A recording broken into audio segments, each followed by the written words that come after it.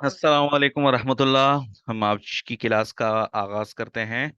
आपको याद होगा हम लोग चैप्टर 2 के अंदर थे। चैप्टर 2 के अंदर सोर्सेज ऑफ शरिया चल रहा था।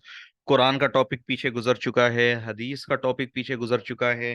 अब हम इजमा के बारे में पढ़ेंगे कि इजमा क्या है। इसका ब्रीफ इंट्रोडक्शन तो मैंने आपको करवा दिया था जब हमने सोर्सेज ऑफ शरिया वाली वीडियो बनाई थी, तो उसके अंदर इजमा का ब्रीफ इंट्रोडक्शन आ गया था। लेकिन आज हम डिटेल्स के अंदर पढ़ेंगे कि इजमा कहते किससे। इजमा दर हकीकत मशवरे को बोलते हैं, उलमा का आपस में किसी एक बात पर मुत्तफिक हो जाना, ये इजमा कहलाता है। चले हम इजमा की जरा डेफिनेशन देख लेते हैं।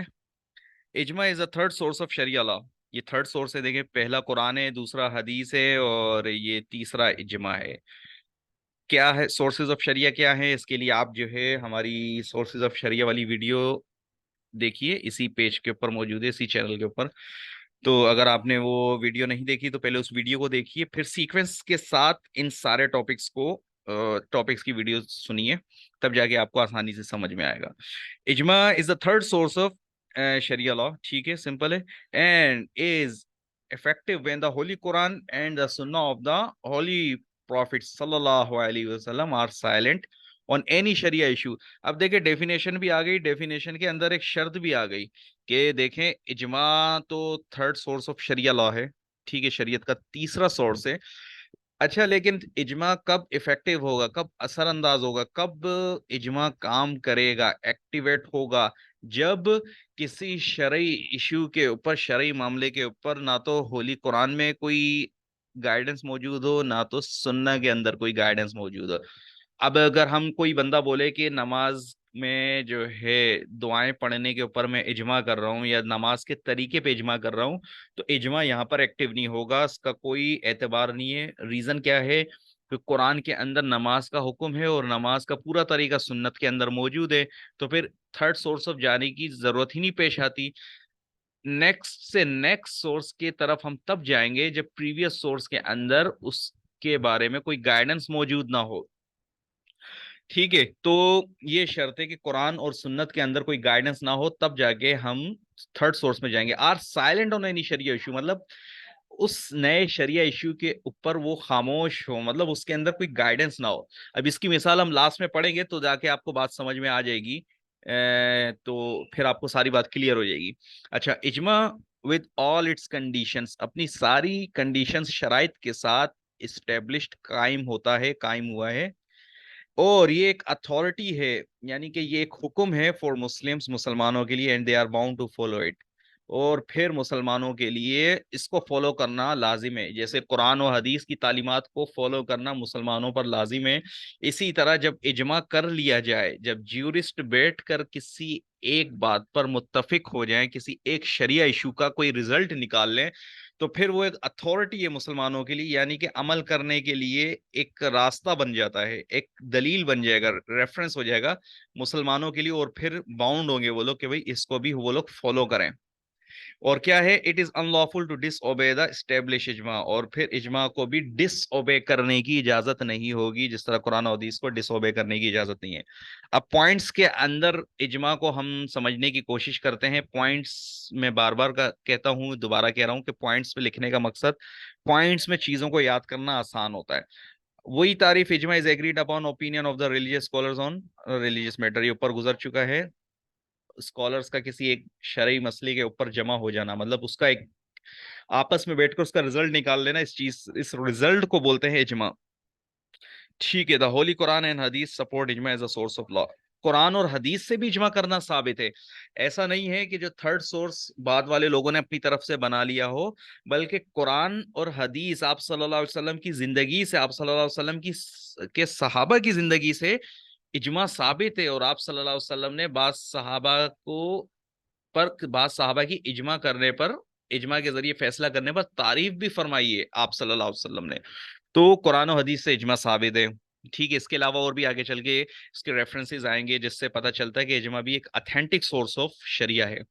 अच्छा, इजमा या फिर इसको कॉन्सेंसस, इंग्लिश में कॉन्सेंसस बोलते हैं, consensus of opinion, is characterize as the third source of Islamic jurisprudence, पढ़ चुके, गुजर गया पीछे।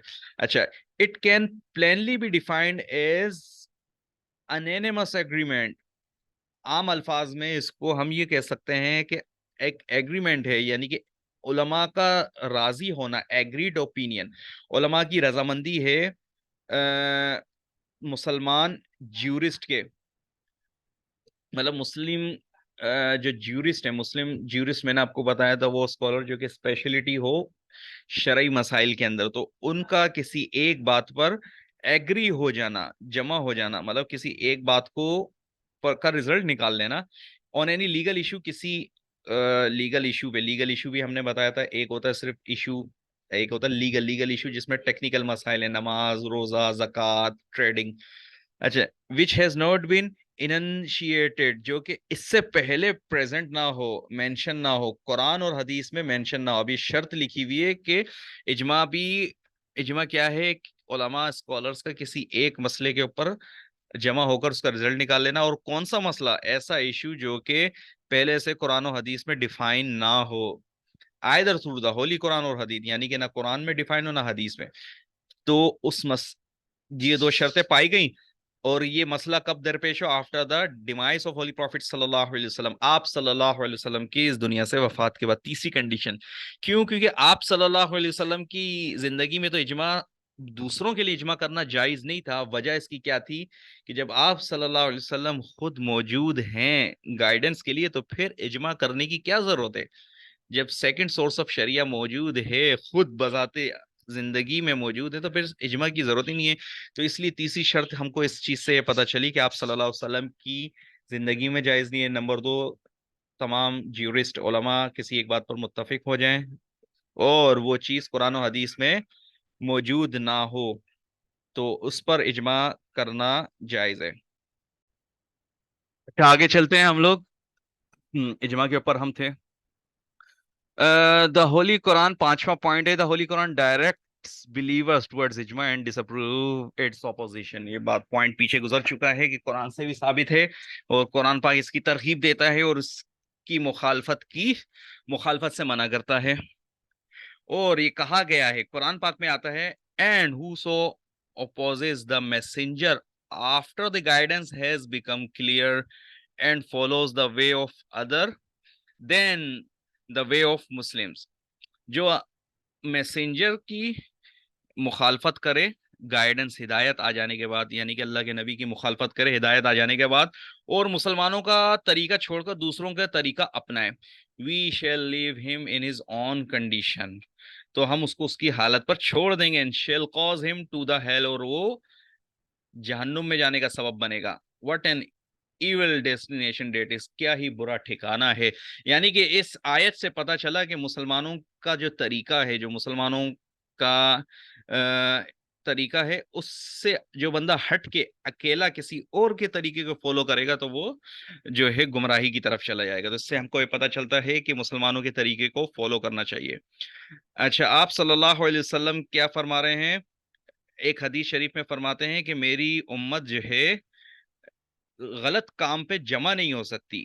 اینڈ سنفل ایکٹ، کیا مطلب اس کا؟ یہ ہو گیا، دیکھیں ایک بندہ تو غلط کام کر سکتا ہے، غلطی کر سکتا ہے، گناہ کر سکتا ہے، ٹھیک ہے، شرعی مسئلے میں کوئی غلطی کر سکتا ہے. لیکن امت کی ایک بہت بڑی تعداد کسی ایک غلط کام میں، پڑھے لکھے علماء جس کو ہم کہتے ہیں، وہ لوگ کسی ایک بہت بڑی غلطی میں ملوث ہو جائیں، ایسا نہیں ہو سکتا. یہ آپ صلی اللہ علیہ وسلم کی پیشن گوئی ہے. تو اس سے ہم کو یہ بھی پتہ چلتا ہے کہ جو اجماع کیا جا رہا ہے وہ اجماع صحیح ہے، کیونکہ آپ صلی اللہ علیہ وسلم نے پہلے ہی فرما دیا تھا کہ میری امت کسی غلطی پر جمع نہیں ہو سکتی. یعنی کہ ایک غلطی کر سکتا ہے بندہ، دو کر سکتے، لیکن جب اتنے سارے علماء متفق ہو جائے کسی ایک بات پر، شرعی مسئلے پر، تو اس کا مطلب ہے وہ ٹھیک ہے. He is reported to have said, my nation will not unite in error. یہ مشکات شریف کی حدیث ہے جس کے اندر آپ صلی اللہ علیہ وسلم یہ بات فرما رہے ہیں. تو اس سے پتہ چلتا ہے کہ جیورسٹ غلطی نہیں کرتے. ایک اکیلے جیورسٹ کر لے، بہت سارے جیورسٹ جمع ہو جائیں ایک مسئلے پر تو پھر غلطی کا چانس نہیں ہوتا. اچھا، کچھ شرائط ہیں اجماع کی، کنڈیشنز، کچھ شرائط ہیں، وہ ہم پڑھ لیتے ہیں کیا شرائط ہیں. تو دیکھیں مطلب کب اجماع جائز ہے اور کب اجماع جائز نہیں ہے، اور کون سا اجماع ایکسیپٹیبل ہے، کون سا ایکسیپٹیبل نہیں ہے. اجماع از اپلائڈ ٹو میک شریعہ لا، اجماع شریعہ لا کے لیے کیا جاتا ہے، ٹھیک ہے. खामा खामे बिला वजह इजमा करना जायज नहीं है. Only Muslim juries are authorize to do इजमा, ये पहले हम कई दफा पढ़ चुके हैं. On delegate, delegate means fragile, मतलब नाजुक एंड कॉम्प्लेक्स शरिया इशू, जो नाजुक किस्म के जो शरिया के मसाइल होते हैं, जो नए से नए मसाइल दरपेश आते हैं, उनके अंदर इजमा जायज है. अच्छा, कौन ज्यूरिस्ट है जिसको इजमा करने की इजाजत है? ज्यूरिस्ट ऑफ शरिया लॉ कौन होता है? Is one who has thorough understanding of इस्लाम, जिसको इस्लाम की मुकम्मल नॉलेज हो, ठीक है, and is capable of deduct, deducing Sharia law by giving strong, valid and detailed supporting facts. और कुरान और हदीस से वो शरीयत के अहकामात निकाल सकता हो, इतनी काबिलियत हो उसके अंदर, बाय गिविंग मजबूत और अथेंटिक किस्म के फैक्ट्स को सामने रखते हुए, रेफरेंसेस दलाइल को सामने रखते हुए, को देते हुए वो कुरान और हदीस से मसाइल निकाल सके, एंड सुन्ना और सुन्ना से. देयरफॉर अ मुज्तहिद, अच्छा मुज्तहिद भी जो है ज्यूरिस्ट ही को बोलते हैं. मुज्तहिद कहते हैं इज्तिहाद करने वाले को, अरेबिक वर्ड है, उर्दू में भी इज्तिहाद बोलते हैं. इज्तिहाद कहते हैं जो किसी मसले की गहराई में घुस जाए और घुस के रिजल्ट निकाले, इसको बोलते हैं मुज्तहिद. तो मुज्तहिद और ज्यूरिस्ट तकरीबन सेम ही होते हैं. देयरफॉर अ मुज्तहिद, जो मुज्तहिद होता है, is most suitable person to take part in the processing of establishing इजमा. ये जो आई जे है, गलती हो गई. तो इजमा के लिए सबसे बेहतरीन सुटेबल बंदा कौन है? मुज्तहिद. ज्यूरिस्ट ही होता है वो भी. The jurist who participate in इजमा मस्ट बी ट्रू बिलीवर. हर कोई जो है भाई इजमा के अंदर पार्टिसिपेट नहीं कर सकता. ट्रू बिलीवर हो, पायस हो, नेक बंदा, सही बंदा हो, अल्लाह से डरने वाला हो, ठीक है, ये शराइत हैं. फॉर द वैलिडिटी ऑफ इजमा ज्यूरिस्ट मस्ट प्रोड्यूस शरिया प्रूफ. कोई शरिया प्रूफ होना चाहिए, कोई बैकअप में कोई रेफरेंस वर्स होनी चाहिए, कोई रेफरेंस हदीत होनी चाहिए. The legal issues being discussed from for ijma must not have any law either in the Holy Quran. ये पहले हम पढ़ चुके हैं डेफिनेशन में. ऐसी चीज पे इजमा, जिस चीज पे इजमा कर रहे हैं उसका रिजल्ट पहले से कुरान और सुन्नत में मौजूद ना हो. तो जब कुरान और सुन्नत में मौजूद है तो सीधी सी बात है भाई, जब पहले से एक मसला सॉल्व है, रिजल्ट उसका मौजूद है, तो फिर इजमा की जरूरत ही नहीं है. तो फिर इजमा क्यों किया जा रहा है? तो इसलिए इसके लिए शर्त है कि कुरान और हदीस में मौजूद ना हो. इजमा is only effective when the holy Quran and सुन्ना आर साइलेंट. ये पीछे हम पढ़ चुके हैं. एग्जाम्पल्स ऑफ इजमा, अब इस मिसालें आ गई ना एग्जाम्पल, इससे बात आसानी समझ में आएगी कि कब कब कैसे कैसे इजमा हुआ था. आप ने अगर वो कैलिफेट वाला चैप्टर पढ़ा हो तो उसमें पता होगा, हजरत अबू बकर रजी अल्लाह तआला अन्हु को फर्स्ट कैलिफ जो बनाया गया था, मुसलमान सहाबा जो आपस में जमा हुए थे और उन्होंने मशवरा करके जो अबू बकर सदीक रजी अल्लाह तआला अन्हु को खलीफा बनाया था. तो ये एक इजमा की मिसाल है कि आपस में मुसलमानों ने मुत्तफिका तौर पर एक फैसला करके मुसलमानों के खलीफा को चुना. क्यों? क्योंकि वो उन्होंने, अब उनके पास प्रूफ क्या था? हम पीछे पढ़ चुके हैं कि कुरान और हदीस से कुछ ना कुछ बैकअप में हो. तो बैकअप पे ये था कि आप सल्लल्लाहु अलैहि वसल्लम ने अपनी जिंदगी में अबू बकर रजी अल्लाह तआला अन्हु की लीडरशिप और क्वालिटीज को अप्रूव किया और उनको अपॉइंट किया, इमाम भी बनाया अपनी जिंदगी में. जब बीमार थे अबू बकर रजी अल्लाह तआला अन्हु को इमाम बनाया था नमाजों के लिए, और पिलग्रिमेज हज के काफले का उनको ग्रुप लीडर बनाया था. तो ये बैकअप में हमारे पास कॉम्पेनियंस के पास ये चीज थी, इसको सामने रखते हुए उन्होंने मशवरा दिया और अबू बकर रजी अल्लाह तआला अन्हु को खलीफा बनाया. दूसरी मिसाल, कुरान पाक आप सल्लल्लाहु अलैहि वसल्लम की जिंदगी में एक बुक फॉर्म में नहीं था, बल्कि मुख्तलिफ जगहों पर था, नोट्स बनाए हुए थे, किसी ने हड्डियों के ऊपर लिखा हुआ था. लेकिन जब एक बहुत बड़ा मसला दरपेश आया जंग यमामा का, तो फिर जरूरत पेश आई कि भाई अब कुरान पाक को बुक फॉर्म में लाया जाए. तो फिर इस चीज पर मशवरा हुआ साहबा का, और कुरान पाक को जो है बुक फॉर्म में लाया गया. तो बुक फॉर्म में लाना भी जो है ये एक इजमा की मिसाल है, ठीक है. और हजरत उमर रजी अल्लाह ताला अन्हु के जमाने में क्या हुआ था? He was responsible for the sanctioning कहते हैं अप्रूवल ऑफ द 20 रकात ऑफ तरावी सलात. 20 रकात तरावी की नमाज जो है, इससे पहले 20 रकात जमात से नहीं होती थी, अपनी अपनी पढ़ते थे. 7, 8, 12 रकात जमात से पढ़ते थे. उमर रजी अल्लाह तआला अन्हु ने अपने जमाने में 20 रकात नमाज को जमात से पढ़ना लाजिम कर दिया. और ये चीज भी जो है इजमा कहलाती है, आपस में सहाबा के मशवरे से. और सहाबा कराम का कोई भी अमल हमारे लिए عمل ایسا ہے جیسے ہمیں شریعت پر عمل کرنا لازم ہے، کہ آپ صلی اللہ علیہ وسلم کی حدیث کا مفہوم ہے کہ جو صحابہ کرام کے طریقے کو فالو کرو. تو جو صحابہ کرام نے جو بعد میں جو تھوڑی بہت تبدیلی کری ہے، تو یہ بھی ہمارے لیے ایسے ہی عمل کرنا لازم ہے جیسے آپ صلی اللہ علیہ وسلم کے بتائے ہوئے طریقوں پر عمل کرنا. اجماع کی ایک اور مثال جو ہے اذان جمعہ. حضرت عثمان رضی اللہ تعالیٰ عنہ کے زمانے میں جمعے کی جو سیکنڈ اذان ہے یہ ان کے زمانے میں انوینٹ ہوئی ہے. در اصل شروع میں اذان جمعہ ایک اذان ہوتی تھی اور جمعے کی نماز ہوتی تھی. پھر آپس میں مشورہ کر کے اجماع کے ذریعے دو اذانیں رکھی گئی. وجہ اس کی یہ تھی کہ لوگوں میں سستی تھی، نماز کے لیے تاخیر سے آتے تھے، تو دوسری اذان ایک طریقے سے لاسٹ وارننگ ہوتی تھی کہ بس اب نماز کھڑی ہو رہی ہے. تو یہ بھی ایک اجماع کی مثال ہے. اچھا، اس کے علاوہ اور پوری دنیا میں یہ چیز قائم ہے آج بھی. ایک اور اجماع کی مثال، اجماع سے ہم کو یہ بات پتہ چلتا ہے کہ the presence of the real son, the grandson will not inherit and the inheritance. یہ اس کے وراثت کے مسائل ہیں کہ جب اجماع سے یہ چیز ثابت ہے کہ جب ریئل سن موجود ہوگا تو دادا کو وراثت میں حصہ نہیں ملے گا. یعنی کہ ایک آدمی کا انتقال ہو گیا، اس آدمی کے والد صاحب بھی زندہ تھے، بیٹا بھی زندہ ہے، جب اصلی بیٹا زندہ ہوگا تو اس مرنے والے کے باپ کو حصہ وراثت میں نہیں ملے گا. یہ چیز اجماع سے ثابت ہے.